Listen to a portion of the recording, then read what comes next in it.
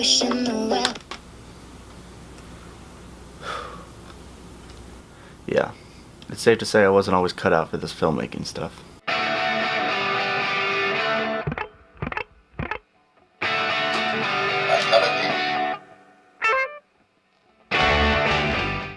I had just always loved movies.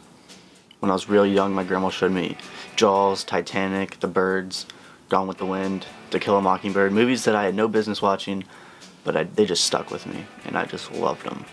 Now, I don't want to sit here and bore you with details about my childhood, because that's not who I am. That's who I was. And I think the person I am today, that all started when I picked up a camera for the very first time. So basically, I want to tell you the story about how I came from this Don't ask me, I'll never tell. I look to you as to who I am right now. And I think it's a pretty cool story.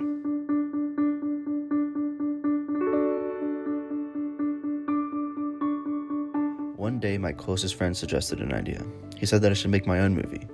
I decided to make a film for my sister for a birthday present, and I fell in love with the idea immediately and started writing, but it turned into something much bigger. With little to no experience and no money, I did what any kid would do. I set out to make an hour-long film on my iPhone 6. As soon as we started filming, I knew I had bit off more than I could chew.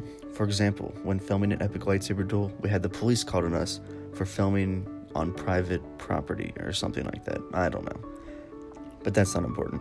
The film was based off several movies I loved growing up, and I was able to cast my entire family into different parts of the movie. After 6 months of shooting, I finished the film. The process was both fun and very frustrating, but my entire family couldn't wait to see other parts in the movie, so it was time to premiere it. It's not over yet. We set out to find him, and we will find him. That day definitely changed my life for the better.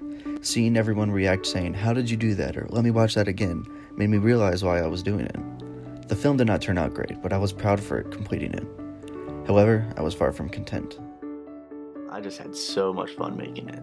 That's when the addictive tendency of a filmmaker came in, because I constantly wanted to better myself. When I finished a scene, I constantly wanted to make the next one better, and then make the next one better, and I was learning these things without realizing it, and I was just addicted to perfecting it.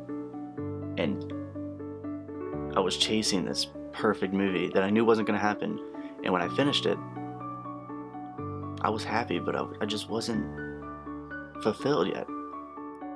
From that day on, I was addicted and immediately focused on my next project, which led to another project, which led to another, and so on. Over the next 2 years, I focused nearly all my energy on creating more short films, slightly better and more original than the previous. I was able to create films ranging from stop motion to horror. These films were far from perfect and heavily flawed, but I was okay with that. I was learning and using trial and error to figure out what worked and what didn't. I actually started putting these ideas and themes into my stories now. It wasn't just nonsense like it was before with all these visuals. I actually had this story I wanted to tell. And that was a huge step for me, because after I showed someone something, I started to ask them, did you get it? Did you understand what I was going for? And it just made it so much more interesting for me, and I started putting a lot more of my thought into these films. My senior year had come around, and I wanted to do one more big project before I left for college. Luckily, I had an entire family worth of actors to work with, so I carefully wrote out and planned a sequel to my first movie, putting a lot more time into the process.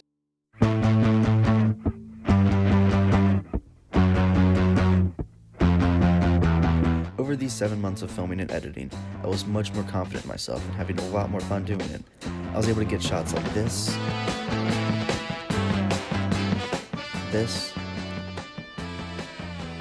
this one here, and this one too.